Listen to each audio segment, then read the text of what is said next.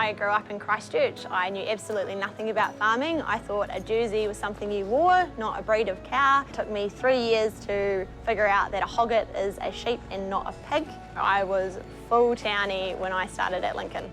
I'm Ash Foley. I'm a senior assessor at Ashleigh Quality. I work in the plant and seed division. I didn't know what I wanted to do after high school and I'd failed my last year. I got an opportunity to work on a seed research farm. Hey George, how's it going? Very well, thank you. How are you? Good. I really loved my summer working there, working with wheat and harvesting and processing seed. Told me to go get a job at Lincoln University, so I did. And then I fell into the arable industry and it's been really cool. Healthy plant? So it does actually look like a Goliath. We get given a description of what this crop should look like and we go out there and make sure that is what it is. Those are the standout characteristics of Goliath. There is a certificate attached to each bag of seed that says that someone's walked this paddock, someone's cared about this seed and the purity, and what you're buying is indeed 110% what you are actually buying. I play games of spot the difference. So when I send seed overseas for export, I'm looking for things that don't fit in. So if seeds are meant to be this big and there's one this big, something's a bit weird. And my job is to make sure what we send from New Zealand is pure and is what we say it is, so we can keep those trade pathways open internationally.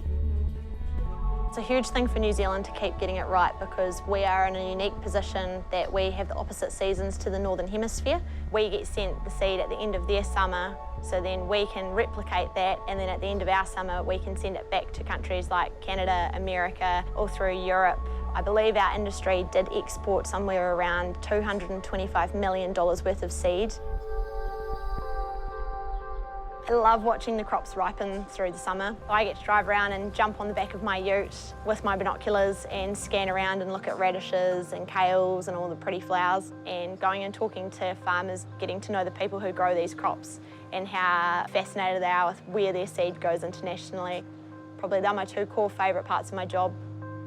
It's all about determination and resilience. You don't have to be the smartest person. School wasn't necessarily my biggest thing at the end, and I did have to repeat my final year of high school, and I did repeat my first year of university too, but I got there in the end and I was never treated any differently for how my pathway through university went.